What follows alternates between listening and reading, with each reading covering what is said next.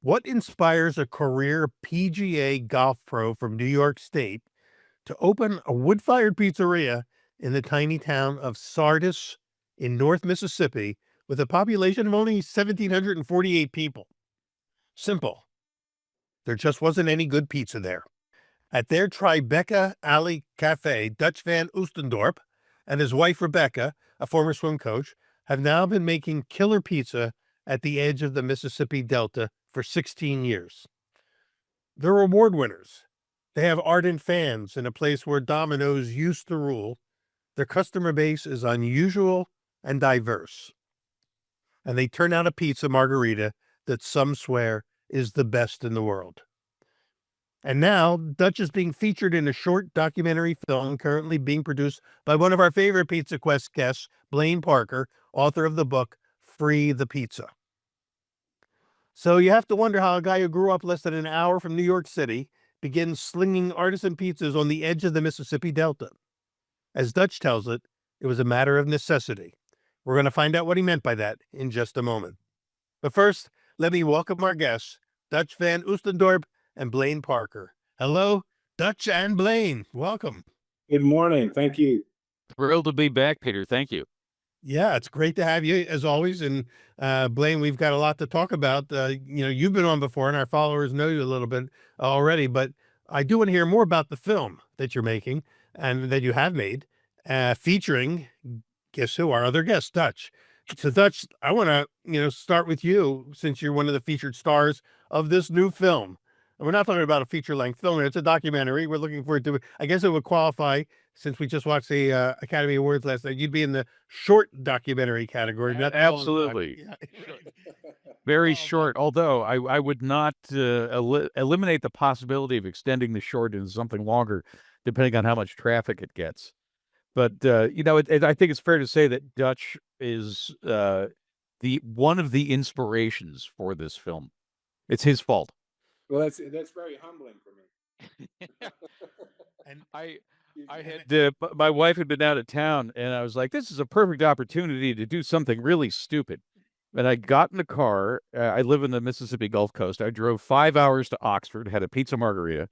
I drove to Sardis, Mississippi to have Dutch's pizza margarita, which I'd had once before, and then I drove to Lenia in Cleveland, Mississippi for yet another pizza margarita. And I was like, there needs to be a documentary about this. This is really crazy. and the name of the documentary is Little Miss Miss. Mar- Go Sorry. you say it. You So I say it. thought you were asking team me up. Forgive me. No, I am.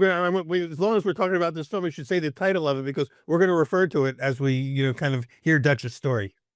It's Little Miss Margherita, a misunderstood pizza in a misunderstood place. And that misunderstood place, one of those misunderstood places, is Sardis, Mississippi, which is where Dutch is. Dutch, how did a New York-based golf pro end up in, of all places, Sardis, Mississippi? Well, I came down here because of a girl. Well, that's how these stories seem to always begin. That's what brought me here. Strangely enough, I always like to tell people that usually if you find a guy who's somewhere that he doesn't seem like he should be, there's usually a woman involved. Either he ran away from, or ran toward to get there. But one way or another, that's how it ended up. I have to say, we've had women guests on the show as well. And when I asked them how they got to where they were, they usually say they followed a guy there. So the stories work both I ways. guess it could go both ways. Yeah, it could go both ways. But yeah, that's kind of what did it. My wife literally moved down here about 7 days after we had seen each other again. She's a few years older than I am. She was a friend of my older brother's best friend in college. So we met each other again after a long hiatus at his wedding. And literally a week later, I think it was, she was moving down here. So we kept in touch, and eventually I came down to visit. And at that time in the late 1990s in Memphis, golf was kind of undergoing a boom. So it seemed like it was a good choice from a career standpoint to come this direction. But unfortunately, as what happens with most booms, there tends to be a bust that comes behind it. And that sort of followed, which then, brought us to a point where I had to reinvent our lives in a way. And that's what got us into, bread and pizza and eventually into the restaurant about 10 years later. So are you saying that the market for a teaching golf pro was drying up? There wasn't enough work for you as a golf pro? Yeah, I mean, there was work, but it was kind of a different kind of work. I mean, coming from the Northeast, there was a really long history of golf in the Northeast. And, people participated for a variety of reasons. And down here, the reasons were different, which made the business of golf a little bit more difficult to handle. Because you have like once hunting season opens in Mississippi, golf is a thing of the past and here, and it's part of the culture that's more or less the way it works. So if you then combine college football and hunting season all at the same time, it's even more of a ghost town. And it's just, it's that's one of the things I like to say I learned being here was that it's often hard to say good versus bad. It's better to just say different, and then you have to figure out how you fit into the differences. Well, when you were a golf pro, we say golf pro, does that mean you actually played on the circuit and were a playing pro, or were you always a teaching pro? No, no, I was always a club professional, is what you would call it. Like Uh-huh. there's 34,000 PGA members in the United States, and most of those are guys who work at local golf clubs, and they do the management standpoint. They run the merchandise operation. They're general managers. They're teaching professionals. There's all kinds of various uh, classifications, they call it, based upon your primary job at a club. So you can work for a golf corporation as a salesperson or a manager. Mhm. There's a lot of different aspects to it. In my particular case, I always enjoyed the teaching aspect more than anything. I love to play. I would play on local, smaller professional tournaments and things, but never on the PGA Tour. It's every young golfer's dream to play the PGA Tour, but then Of course. you suddenly you get the dose of reality as to how good those guys actually are, and you either change or you really beat your head against the wall and have a harder life that way. Well, before we move off of golf and talk about pizza, how can I ask this? Have you, during the time of your teaching career there, did you ever have a chance to like coach a kid who you thought was, this kid has potential, he could become, make it to the big show? I had a few. I mean, there's always that thing that you want to say. You want to keep your expectations in check to a certain degree. I had a couple of students who were definitely Division I college level players, and when you can play at Division I college level, you're pretty close to being quality enough to play the PGA Tour. The problem is the differences come about, and one of the hardest aspects of learning to play a game like golf for a living is the psychological strength it takes to play for a different reason, so to speak, um, Uh-huh. than just having fun. Uh, Yeah. and sometimes you play better when you're just having fun and relaxed and easy going about it. But when you can sit down and say, "Well, this shot it could cost me $10,000 if I don't make this putt," Yeah. right? A whole different, uh, uh, motivation, so to speak. You have to be able to thrive under that kind of pressure. Yeah, and pressure is always self-applied, so it's all about, how much do you really feel you need it. One of the greats of the game oftentimes when they talked about Byron Nelson winning 11 consecutive PGA Tour events back in the 40s, and somebody said, will that ever be broken? And Ben Hogan said, probably not, because players on the tour today are not really hungry. And the interviewer said, "Are they not hungry to win?" And he said, "No, everybody's hungry to win." He said, "They're not hungry." He said, "I went 2 weeks of my life eating nothing but oranges because I didn't have enough money to do anything else." It's interesting. So it just, that's sometimes what the motivation has to happen. Well, this is kind of, you have to have that fire in your belly, which is kind of a good pivot to this pizza world that you're now living in, which is equally competitive. There's, we see the same level of fire in some of the guys who are making a name for themselves in the pizza world. We've got pizza competitions. You've been in pizza competitions. Yeah. So how did that? So in a way, it's kind of like that. The golf formation must have provided a certain amount of what's the word? F- the word I'm thinking of is fertilizer. It must have, it must have nourished, when you switched over into this whole other thing. You ended up in Sardis, Mississippi, and decided to make pizza mainly what? Because there wasn't any good pizza there, and somebody had to make it.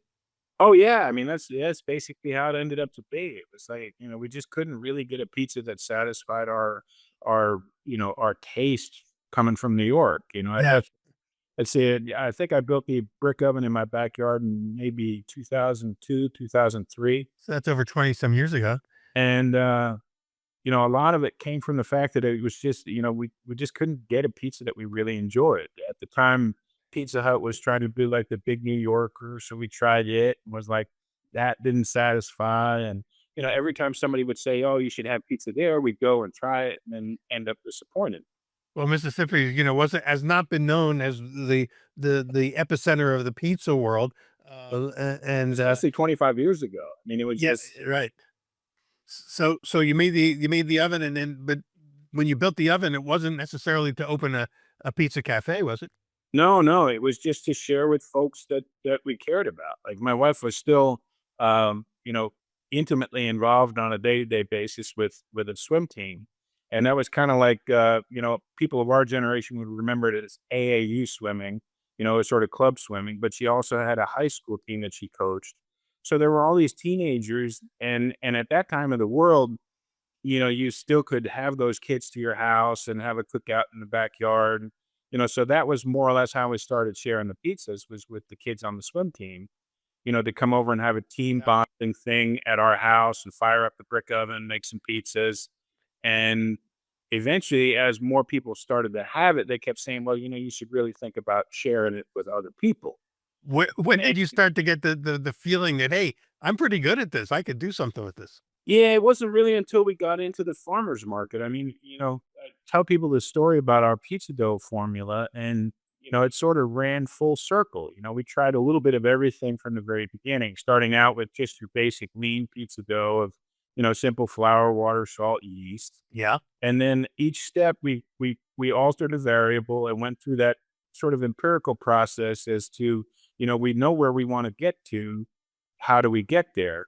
And then eventually, by the time the 5 or so years went by till we opened the restaurant, we were back at the same 4 ingredients, but we had all of these other techniques that we used that made the dough special.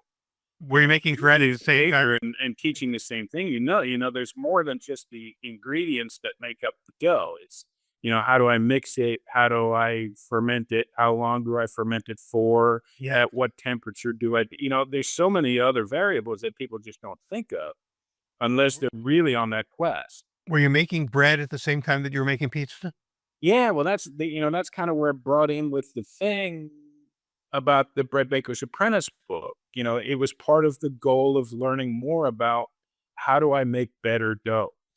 And then, reading about all the different ingredients and flour types and those things, people said, well, maybe you should do the farmer's market. And I think the first weekend we went to the farmer's market over in Oxford, Mississippi, it's a university town over there. So the diversity of the population was much greater than here in Sardis.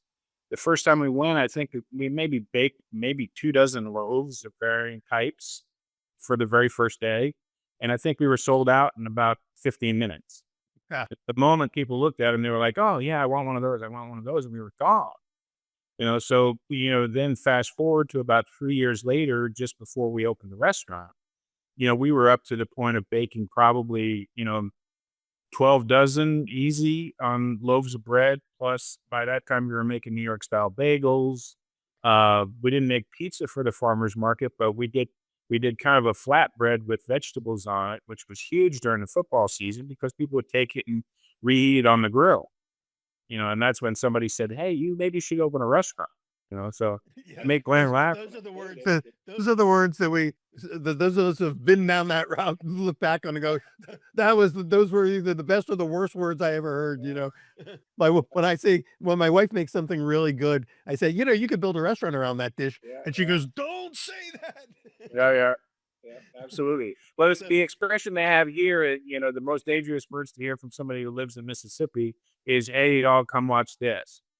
You know, usually there's something bad in behind, or it's just funny that way. And I made Yeah. Blaine laugh during the filming for the movie because, I kind of made the same comment, and I said that sort of made this psychosis begin Yeah. as to the restaurant coming about. Well, you basically have followed a very familiar template here of, getting into it for fun, hobby, enjoyment, making it for your friends, and little by little getting sucked down that rabbit hole and going, getting deeper into it. And suddenly it becomes a burning passion inside of you. And then you made the big step of opening the cafe is called the Tribecca Allie Cafe, right? But Alley's not spelled alley like Alley. It's spelled like a name, Allie. Is that right? Yep, and the Tribeca has the 2 C's because my wife's name is Rebecca. It's Becca. That's right. So it's Yes, a play on both. It's play on both their names and the place in New York City. And there's been people that have said they asked the cab driver in New York City to take them to the Tribecca Alley, and he had no idea where that is. you're starting to affect culture now.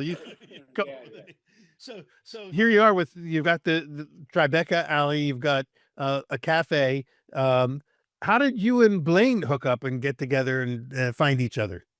I can blame Tracy Morin at PMQ Pizza Media Magazine. Oh, really? Yeah, I always wondered about that, Blaine, because I was never really quite sure how we ended up on your map, and I wondered if it wasn't one of the writers who was involved with PMQ. So now next time Tracy's in, I'll have to thank her for bringing you into our lives. So, Yeah, it's all her fault. Did you guys get featured in PMQ, Dutch? We did, yeah. I think we did 2 times. The first time I more or less got dropped in there because in 2010, they sponsored the American Pizza Championship at the Orlando Food Show. Aha.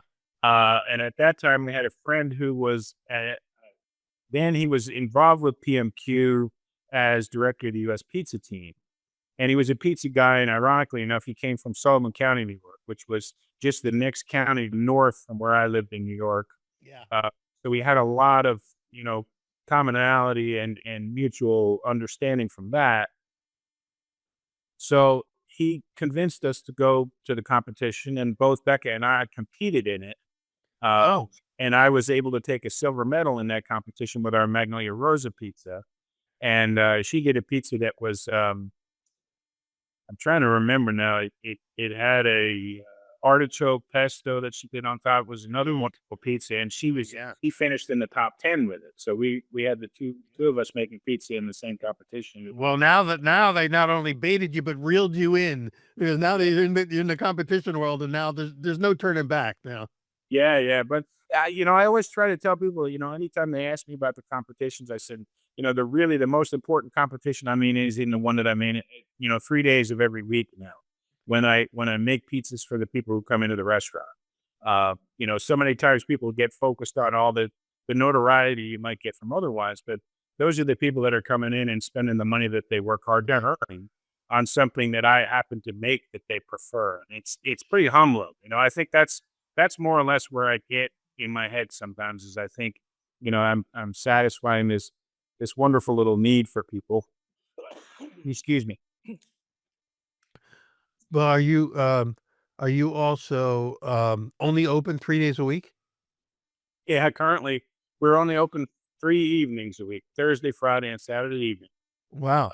And that's pretty much been our schedule since the whole pandemic thing came off. Because for the most part, prior to then, we didn't only just do pizza. We had different specialties of all different ethnicities, basically. Because my heritage goes back to German and Dutch ancestry.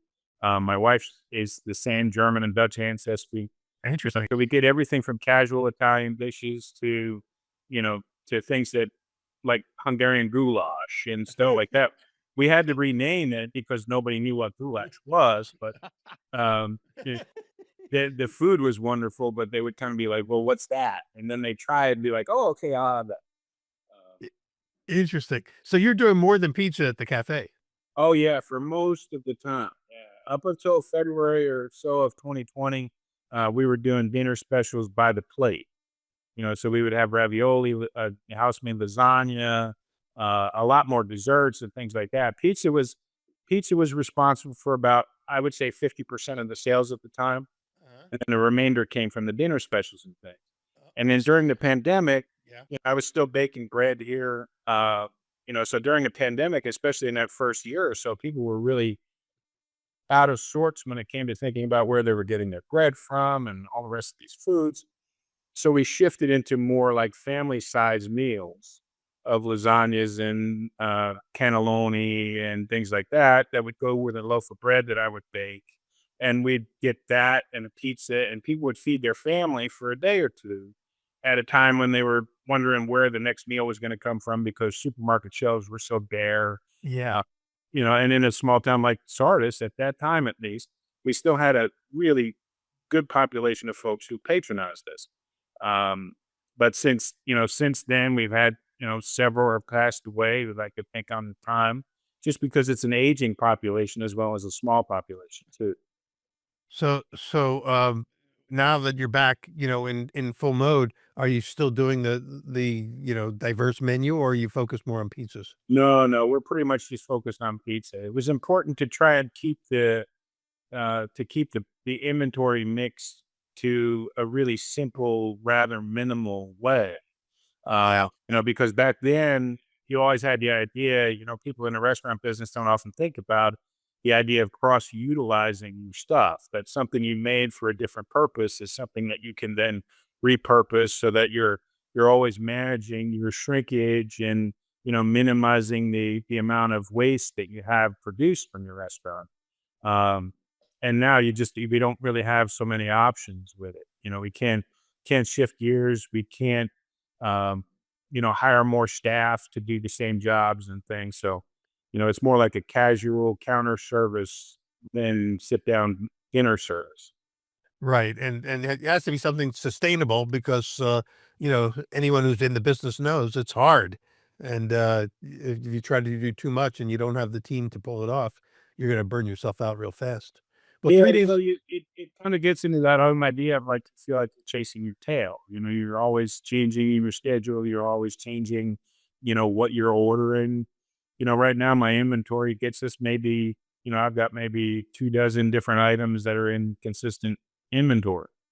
Because those are predominantly pizza items and mostly in Right, flour and, a few in pizza toppings. So, right. don't compromise on the flour we buy. I buy, gold medal flour. So I buy American flour and it's grande cheese and California tomatoes and off we go. Yeah. Well, And, you you've know, got it dialed in now, you've got sort of a formula in place, and even at 3 days a week, that still can be a very relentless anyway in any kind of restaurant, it's relentless, you can't take your attention off it, but it's 3 days, and I think a lot of our listeners, there's a lot of people who follow us who are either thinking about getting into, following along the same path, going from being a serious hobbyists to opening a place of their own, or are already in it. And no wonder we have a lot of cottage bakers who are baking breads and transitioning into pizza. Can you make it on 3 days a week as a living? Oh yeah, actually you really can. I mean, you really have to think about it. You have to study your own market and know, but basically if you really, apply yourself to it, you can figure out when to be open to maximize your sales within that short time frame. Not everything boils down to the Friday, Saturday night thing, although it will in most markets. But you just have to find the thing that really drives your sales and then say which one of these things is it? And is it the one that brings me the highest margin, not necessarily the one that brings me the most revenue. Yeah, And that's kind of where you have to stick that's yourself. interesting. That's an interesting way of looking at it. well, I think there's something that we really need to address here that Dutch is not talking about, and that's that 4-day weekend that you get. Yeah, that's true. The wonder of a 4-day weekend where I get to work on all the other vast tasks that I had in my life. So Because in the case of my, I mean, the restaurant is not our only source of income, to be honest. We've been very fortunate. We bought a few other houses in town.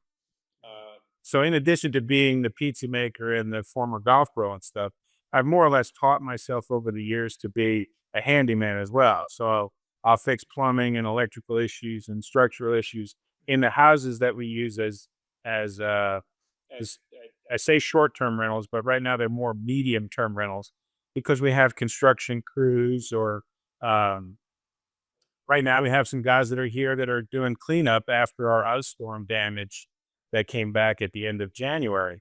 So we have tree cutting crews and debris removal crews that are staying in our houses right now. Interesting. So you're not only a restaurant operator, but you're a landlord, and you have a diverse portfolio of revenue streams, which I think is an important piece of this puzzle, especially for people who are thinking about getting into the game. You either go all in or you have a way, of maybe many streams of income to support it, because it's tough. Hedging isn't a bad thing so long as you don't let the hedging get too far ahead of you. Because then you find yourself never actually picking a direction. Yeah, that's true. More or less, eventually you just have to chart your course on, pick a compass direction and go. And for lack of a better way, see what comes from it. Well, when you're open and serving pizzas, about how many pizzas a day are you cranking out, and are you doing them all in that original wood-fired oven that you built? Yeah, they all come out of that oven. Some of the breads that I bake, I use a Baker's Pride deck oven that I have in the back, and some I do bake in the brick oven as well with the retained heat. But they all do come out, and in 3 days, I have done as many as 200 pizzas in just the 3 days. But on average, it's usually somewhere between probably 130 and 160 pizzas a night. Yeah. Well, no, that's for the whole weekend. Oh, for the weekend. Well, that's still a lot of pizzas. So Yeah, it's a lot of between pizzas. 50 and 80 a night. And we're only open from 4:30 until 8. So that basically puts us at, 20 to 25 or so an hour, which is brisk. Yeah, it's an intense pace. Yeah. But you must, at the end of it, you must be a little buzzed, because when you finish a shift like that and have been going, I just have an image in my head of kind of like the crew at the Bear at the end of a shift going, we got to get something to drink. Oh yeah, absolutely. Yeah, you always have that sort of that little bit of a buzz at the end. That's the best way to describe it. What? And only people who have been in food service really understand what that is. Yeah, that's right. And the name, you must have fallen under the spell of Dutch's Margherita pizza, because it's one of the inspirational triggers for this film that you made. So let's talk about that. Let's talk about that, two of you, how you got together and kind of developed it into a movie. Well, first of all, I'd already had Dutch's Margherita when I decided to do this. I made that road trip to North Mississippi, and Dutch's Pizza was the only one that I had had, so I knew I wanted to go back. And in fact, when I sat down in the restaurant and took a bite of that pizza, he said, "All right, I got to know, is it as good as you remember?" Yeah. I was like, absolutely. I don't understand it. I have not quizzed Dutch very much on what he does, because I'm not sure I even want to know what the secret is. But my suspicion is that he has been working on this dough for so long that he has got it dialed in. And it's a blend, right, Dutch? Yeah, the flour is a blend, because the whole purpose of it when we started the restaurant was sort of to not be strictly Neapolitan in terms of pizza style, nor strictly New York Neapolitan in pizza style. We wanted to sort of try to feature the best aspects of both. Yeah. So I blend the flour. I use an autoly step in mixing, to really get the most out of the dough without overheating it or creating any other problems in mixing. And it's sort of been an evolution over the years.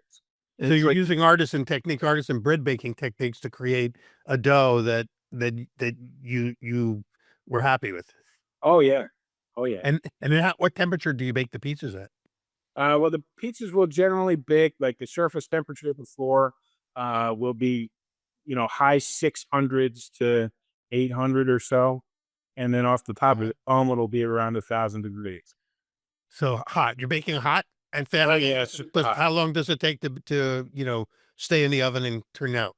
The margarita is less than 2 minutes for sure in Okay. every case, and closer to 90 seconds in many cases. So it really is more in the Neapolitan mode than in the New Yorker mode. Since For the margarita, definitely. I mean, we have a bunch of other pizzas in the menu. We do meat lovers and different things like that because we are still here in Mississippi. So that's going to be tricky. That's when you got an oven that can do a margarita, but then somebody wants to, like a meat lovers that can't bake it at that same temperature. well, it still does. The only difference is with the brick oven, oftentimes you realize you have sort of different zones on the floor as far as heating. And in the case of our oven, the oven is about 54 inches in diameter, which gives it plenty of space. I see. So, like the meat lovers will get loaded way off to the other side from the fire. So the floor temperature in that area is probably more like in the 600-degree range. And they take just a little bit more. The meat lovers still here will do in less than 5 minutes. I mean, the average Mississippi person is like, how could I possibly have this pizza this fast? Right? Because Domino's and Pizza Hut and everybody else is like an hour. Why did this only take me 10 minutes? Like, did you already have this one made and I'm not going to fresh one, or what's the case? Did you have to train your customers to, tolerate char, for instance, and things like that? Oh, Or yeah. Oh, yes. Especially in the first 4 or 5 years. Can I get one? And we still have a few customers who really, they'll say, I don't like any black on my pizza. And we just tell them, well, we'll do our best. right. I can't guarantee anything, but we'll do our best. I know I've been with pizzerias that have, one of the workarounds for that was we had screens that we would use to keep it off the deck or something like that. But Right, yeah. You drop it on the deck, then you put it up on the screen, and you drop it back on the deck. you're right. But then again, you can, why am I working this hard when these guys are asking for a lesser than version of what I can do? That's right. That's right. So Another pizza guy out in Vegas, you might know him too, John Arena. Shred. John was involved with PMQ doing something several years back, and he came into the restaurant, and we obviously got right into the shop talk aspect of it.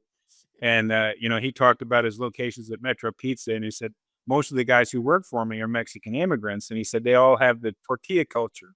Yeah. He said I could record my voice saying leave the pizza in the oven and play it through the music system at the restaurant to remind you guys I want it more well done than you want to cook it. So leave the pizza in the oven. That would be funny, wouldn't it? To hear and right in the music feed, having John's voice come through.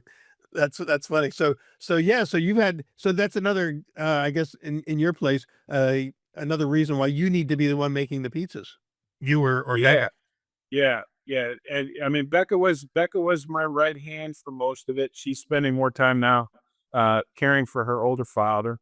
So she sort of stepped back from her role at the restaurant. And we've been lucky to have picked up a kid. His name is Hayden. I say kid, he's like 30 years old, but third kid.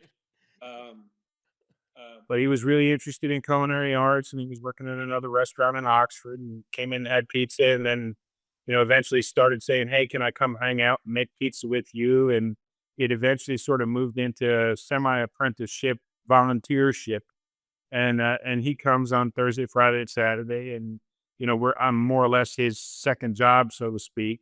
Yeah. And he comes in, and he's my pizza turner and cutter and boxer, and I can focus on just making the pizzas unless we're super slammed. And he knows how it looks, he knows how to cook them the right way, and off we go. Nice to have a protege. Yeah, that's good. I mean, we've been, over the years, we've been very lucky. And part of the reason why the pandemic was really crippling for us is because we had a really great staff. And like most restaurants, the staff is they're in some sort of transitory period of their lives when they work at a restaurant. Rarely do you get somebody who works front of the house and that's their idea of a career for the rest of their lives. it doesn't make them a bad restaurant employee. It just means that that's what it is. But then when the pandemic ran so long, we didn't have any of those people left to kind of train the next generation. And since we're so small, I can't take myself away from making pizza to teach those people how to do the rest of the job. And it just became more and more difficult to create that. Well, this is really fascinating because, here you are in a small town and now people are coming to you and saying, "Can I work for you?" And it's all happening very organically. It seems like you've been very patient with this. It's now you're now 15, 16 years into this project, and you didn't rush it. I mean, like you say, it took 4 or 5 years just to train the customers to be able to appreciate the pizza the way it's coming out. But more than that, just building a team. I'm really fascinated by something that Blaine mentioned to me, that you have as among your customers, that there's a Buddhist temple nearby, and that some of your regulars are Buddhist monks. Is that right? Yeah, yeah. They're very regular, very regular. They're a good part of the story of us during the pandemic as well. The practice center is called Magnolia Grove, and it's one of 5 of these kind of facilities worldwide. Apparently, they have one called Plum Village in France. There's another out in California. Ironically, there's one in Pine Bush, New York, which is in Orange County, which is my home county. So I joke with them that you followed me wherever I went. Right. Bush, and you're in Pine Bush, and now you're in Mississippi. But yeah, they came in a very small group way back in the very beginning, and some of them are vegan, but they cheat with us and eat pizza on our pizza, the cheese on our pizza. I mean, You're contributing to the corruption of a Buddhist. yeah, contributing to their delinquency in their lifestyle. Wait, I have this image. Of them coming into your place and saying, "Make me one with everything." Well, they are extremely good at leaving the meat off. So they'll have our Florentine pizza and take off the ham and put on a different vegetable or something like that. But they're really an excellent group. And in the fall they sort of have some non-monastic people that stay out there at the facility with them, and Interesting. their numbers rise and fall through the year. But during the pandemic, with them being a relatively closed community, they were only sending 1 or 2 people out to do their shopping. And then with the grocery stores again kind of being kicked on what they were keeping in inventory, I offered them the option, because our vendor, had fully stocked warehouses, but no restaurants open to sell to. So I told the monks, I said, "You want me to add, stuff to my food order because you have 40 people out there to eat. So I can order you cases of melons and apples and those sort of things." So they took advantage of that. And, I just charged them my cost with delivery, and they would come pick up food from me every week, anywhere from 8 to 10 cases. So strangely, during the pandemic, my invoices with my vendor were higher than they'd ever been when I was open as a restaurant, because I was buying all these other things. Yeah. Then I ended up baking bread for them as well, because they couldn't get bread. So I would be making anywhere from 2 to 4 dozen loaves of bread each week for the monastics out there, and that's how they ate through most of the time that that everything was on lockdown. Interesting. Usually, I'm here with 4 or 25 to the restaurant. Now they give me a heads up and say, "Hey, we're coming with 25 people tomorrow." So I got to order extra salad because they eat the Magnolia Rosa enchilada. They'll eat 8 of those and 1 margarita and, something else with vegetables on it. But it's just a fantastic group. Well, it's surprising because it's usually the opposite. That usually the ovens and the baking of bread is something you associate with monasteries and temples, Right. and you'd think they'd be bringing the bread to you and you'd be featuring it at your restaurant, but it's going in reverse. Well, they have brought me basil from their garden. Most of the stuff that they do out there. I mean, I guess most of the Vietnamese folks, for the most part, they're much more of a noodle and rice culture. So they don't do a lot of baking. I've tried to say, well, we could build you an oven out there, and they keep saying, well, that's a nice idea, but it won't be as good as yours. So they're mainly Vietnamese Buddhists then, huh? Yeah, mostly I say Vietnamese. interesting. Okay, interesting. For a while, they had a few like there was a fellow who was Croatian who is now at the Plum Village in France. He was an interesting fellow. He was a German. He lived in Germany, but he was originally from Croatia, and he kind of came through. He was originally going to be a Franciscan friar, and then I guess he was going to be a Franciscan friar, but somehow during his early time coming in before he was ordained, he met a girl and changed his whole life. There's always a he met a girl in these stories, isn't there? Yeah, but eventually the girl dumped him somehow or other, and then I guess he had his epiphany to Buddhism when he saw the a Buddhist book in a bookstore or something, and that's how he ended up getting from being a Franciscan monk to being a Buddhist monk. But Interesting. There's a Blaine. There's got to be 3 or 4 movies out of all these stories, right? I'm sitting here thinking, I'm really in the audience on this one because I'm hearing stories from Dutch I've never heard before, and we've had a lot of conversations over the past couple of years. Well, Well, before we run out of time, recently, Blaine, my mind is like a freight train. So if you just happen to catch something at the stop, really know what flies off. you got to be you got to get to the train station every day to hear more stories. Before we run out of time, let's talk again about this movie that you made together. What role does Dutch play in the film, and how do you use him as a character? In the story you're trying to tell. The story is about this misunderstood pizza called Margherita. I mean, the vast majority of people who insist that Margherita is the best pizza to have really don't even understand what it is and why it is. So that's part of the story, which you actually help us tell with Scott Wiener. Oh yeah, I get to be in the movie as well. I forgot. Yeah, Yeah. I almost forgot. And then Mississippi is a really misunderstood place, and nobody thinks of Mississippi when they think of pizza. As much as there's a pizza renaissance and there are, fantastic pizzerias appearing all over the country, nobody goes, yeah, I'm going for that great pizza in Mississippi. And, I interviewed Dutch. I interview Emily, who owns St. Leo in Oxford, and Marisol, who owns Linia Pizza and Bagels in Cleveland. Yeah, we've had Maricel on Pizza Quest a couple years back. Yes, you have. She and Rory are great people. Yeah. Almost as good as Dutch and Becca. But they're in the film, right? They're like your three main. You got 3 main story arcs there. Yes, we got Dutch and Linia and Emily all talking about their take on what Margarita is, and what responsibility the pizza maker has to Margarita, if any, and try to demystify the pizza a little bit, in the process demystifying Mississippi, and sort of letting the world know that yeah, Mississippi actually is a place that matters. It's I will never admit this publicly, but it's kind of like it's a love letter to Mississippi. There you go. I mean, Dutch, I think you've had kind of an epiphany about Mississippi over time. Oh yeah, definitely. I mean, it was it's hard coming out of the Northeast in a lot of ways because that just like pizza, there's so much more history to some of the things you have when you're in the Northeast. But this aspect of the conversation and getting to Mississippi reminds me of something.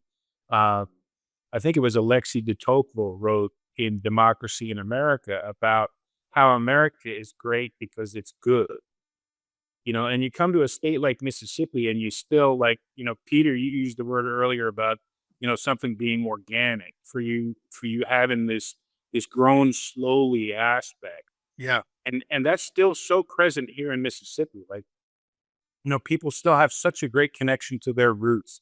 They have such great respect for their elders, in their family and in anybody's family. People here in town, you tell them where you live and you give them the address and they're not really sure what the house is. But then you tell them, oh, I live in Boyce Astrie's house. And they know right where it is because they still have this connection, to all these prior generations. And they have this feeling of, service to God, service to country, huge on family, and that's why I said back earlier when I talked about the hunting and football aspect and how it affects the golf business, right? But those are young men who have grown up watching football with their dad, and they follow Ole Miss football, so there's this wonderful endearment to the state of Mississippi that somehow you come here and it certainly makes you different than you were when you got here. And I would definitely venture to say it makes you a better person because you learn about things that you don't often think in your day-to-day aspect, especially if you come from someplace like California or New York, where life seems to move at such a fast pace. Well, who would have thought that this metaphor of margarita pizza, Little Miss Margherita, could open a window into a much deeper story that you guys are telling about, values and about connection and things like that. It sounds like that's what this movie's really about. It seemed like a no-brainer. I was so taken by everybody who is involved in this.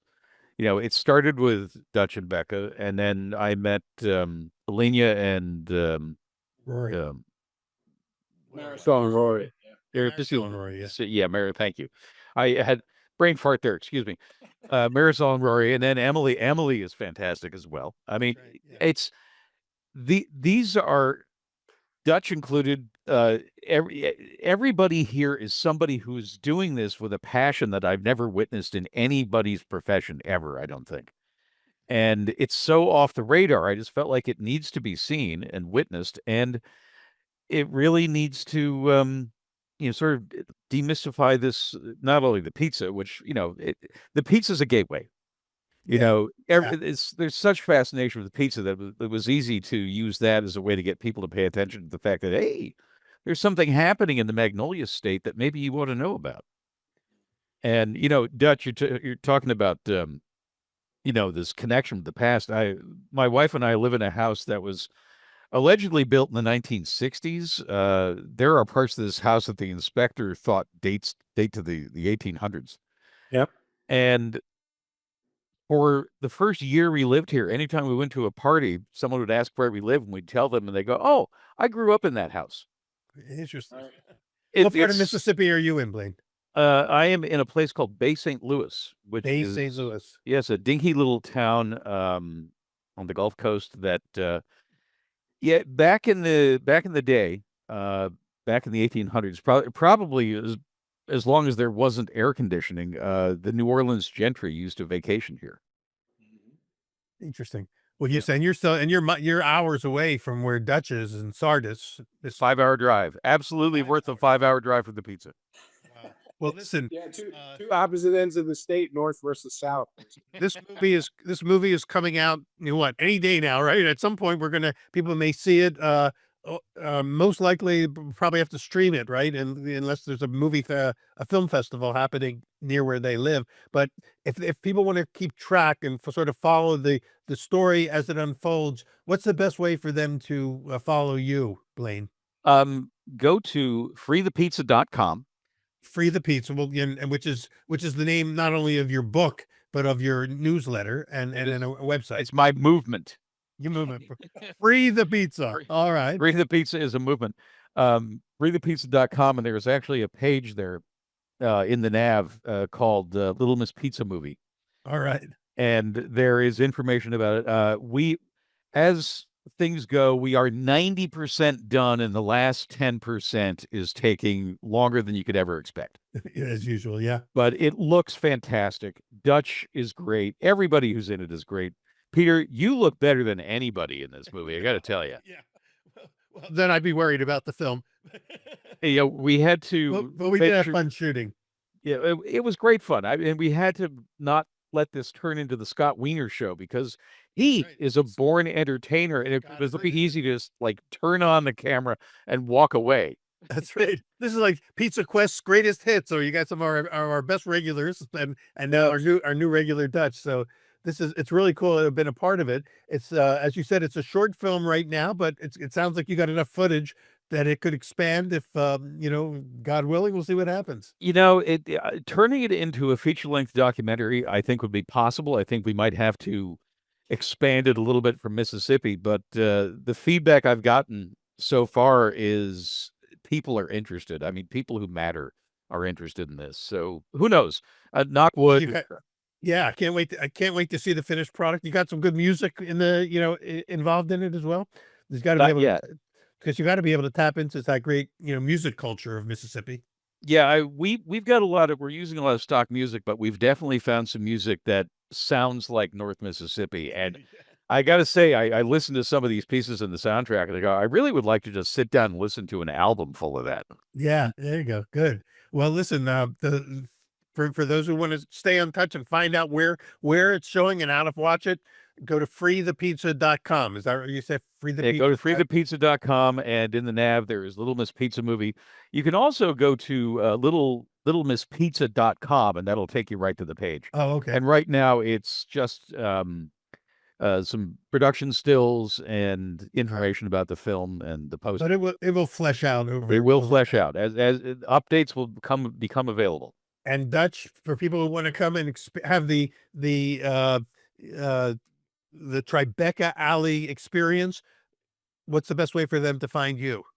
Well, the address of the restaurant is 216 South Main Street in the little town of Sardis, Mississippi. South Main Street. Sounds like it might be hard to miss.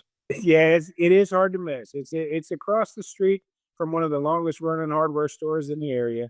100 years in the same family generation. Find the hardware store and look across, and there it is. And you're only open, but Friday, Saturday, and Sunday, or Friday, Saturday, and Sunday night. You can also, when you come here, if you check out there isn't a lot to Sardis, but what we have is right here. Our website is TribecaAllieCafe.com. Remember, Tribecca Allie. Allie is ALLIE.com. C is in Tribeca. That's right. 2 C's. And remember that. Yeah. And cafe.com. And then we're also on Facebook at Tribecca Allie Cafe. There's an Instagram, same thing in that place too. And we have the oldest and neatest hardware store across the street, the longest running community theater called Panola Playhouse right next door. And they're undergoing a renovation right now that they're redoing everything over there. It started out as a place called the Tower Theater, showed movies there. And since 1962, a Sardis resident who's since passed away founded the Panola Playhouse in 1962, and it's been running community theater productions since then. So maybe there'll be a Little Miss Margherita pizza, the musical. They can play right there at the Playhouse someday. Peter, I can't believe I hadn't already thought of that. Thank you. That's genius. I'm looking forward to all these and to staying in touch with you guys. We'll get you all back to when the show actually or the film actually debuts. We'll get you back on to talk about it. And Dutch, I can't wait to somehow get out there and meet you in person and experience the Tribecca Allie, Margherita pizza and some of your other specials as well. Thank you so much for joining us and being part of Pizza Quest. Thank both of you, and best of success with the movie. And thank all of you who are watching for joining us. We'll see you next time on Thank you. Quest. Thanks, Peter. It's always great to be here.